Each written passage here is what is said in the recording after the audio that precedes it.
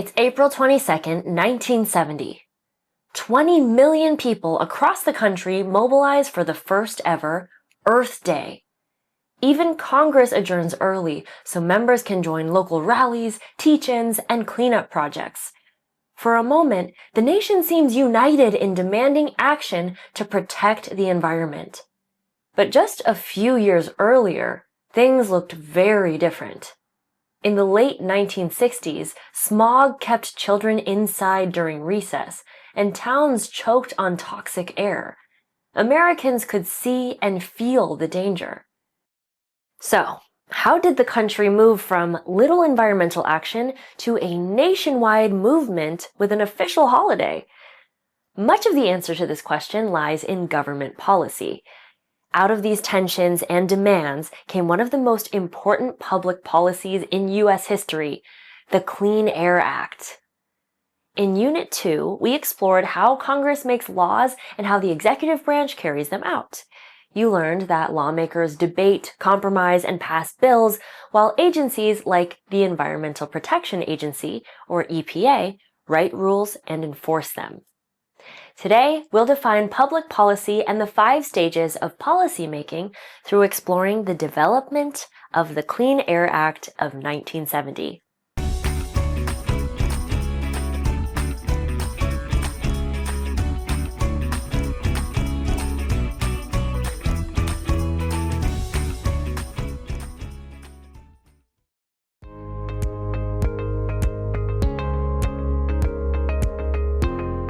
Public policy is a set of government decisions and actions intended to solve problems and improve people's lives.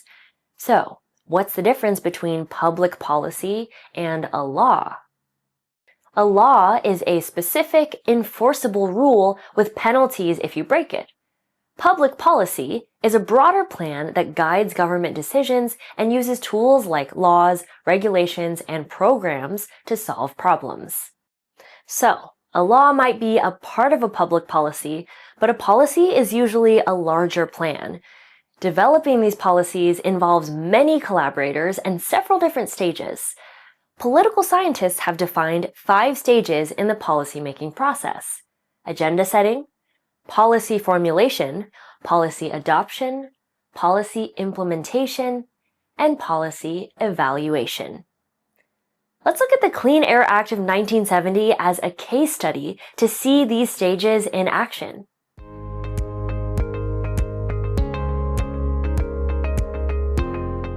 Before the Clean Air Act was established, the U.S. experienced several air pollution disasters, which led to many illnesses and deaths.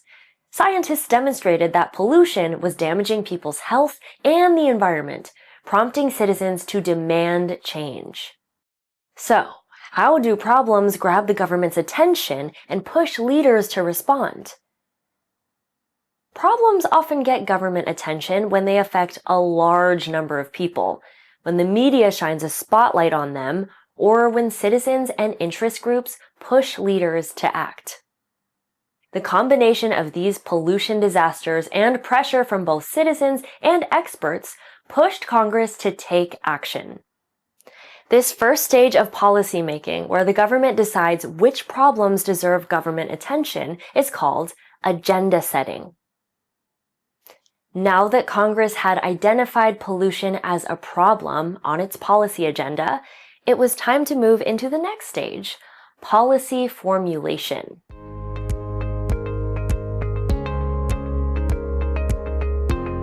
In stage 2, policy formulation, lawmakers, government officials, or experts come up with different ideas and plans for solving the problems on the agenda. During this stage, groups or individuals called stakeholders want a say in shaping the solution. A stakeholder is a person, group, or organization with an interest in or influence on public policy decisions. These groups are called stakeholders because they each have something at stake. What stakeholders do you think were involved in the policy formulation stage for the Clean Air Act? What groups had something at stake? First, think about who brought this issue to the government's attention. Environmentalists and scientists called for stronger protections, and citizens demanded cleaner air. Meanwhile, other groups had different concerns. Industries worried about the cost of installing pollution controls, and state and local governments wanted help carrying out new rules and regulations. The differing priorities among these stakeholders created competing interests for lawmakers to consider. To pass the Clean Air Act, lawmakers had to balance these views along with political considerations to secure congressional support. So, how did they do it?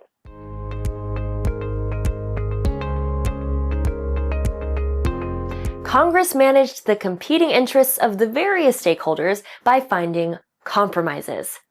Lawmakers set national clean air standards, but let states decide how to meet them, gave industries and automakers time to adapt, and provided federal grants to help states develop and enforce their clean air plans. These compromises succeeded in garnering enough support among Congress members to pass the Clean Air Act, officially marking Stage 3 of the policymaking process. In Stage 3, policy adoption, a policy is officially accepted, often through a law or executive order. In this stage, leaders such as lawmakers, executives, or agencies decide whether to approve or reject a policy idea. If approved, the idea becomes law, a rule, or a regulation. Why do you think compromise is an essential component of the policy adoption stage? Compromise is essential because without it, disagreements between groups could block action. Finding middle ground allows lawmakers to pass policies that most people can accept, making it possible to move forward with solutions to public problems.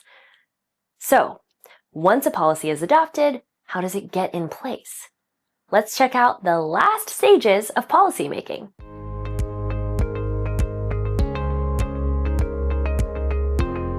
In Stage 4, policy implementation, agencies turn laws into action by writing rules, providing resources, and enforcing compliance so citizens feel the policy's impact in daily life. Government agencies like the EPA exist to carry laws into action. Their role is to take the broad goals set by Congress and turn them into workable steps by writing detailed regulations, enforcing the rules, and giving states, businesses, and the public the guidance and resources they need. In this way, agencies make sure laws aren't just words on paper, but real changes that people experience in daily life. The EPA took the lead in enforcing the Clean Air Act. First, it set clear expectations by issuing detailed regulations, such as the National Ambient Air Quality Standards, and requiring states to submit implementation plans to meet those standards. It then enforced these expectations through inspections, penalties, and pollution control requirements for industries and automakers to ensure compliance. But the process wasn't exactly finished. Officials and experts still had to see if these regulations actually made a difference.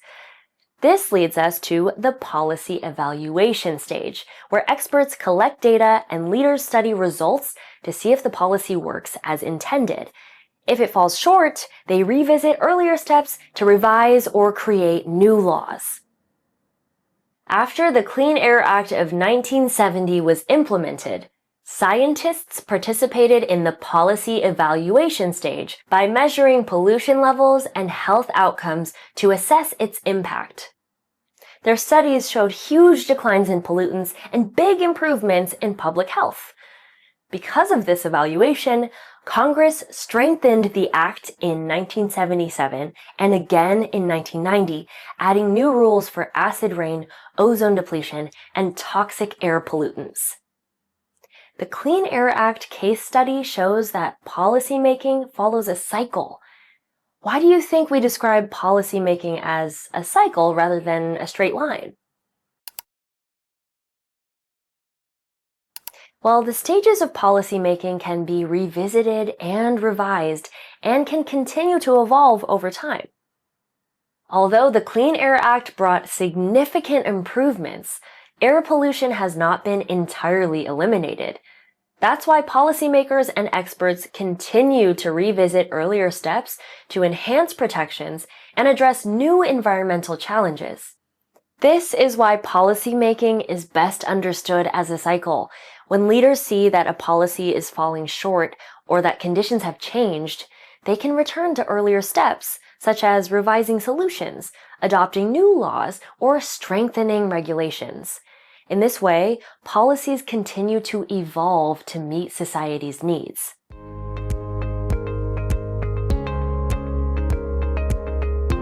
The Clean Air Act shows the entire cycle of policymaking. Problems gain attention.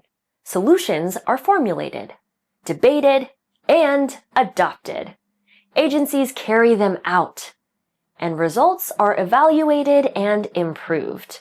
This is how public policy moves from an idea to real change in people's lives.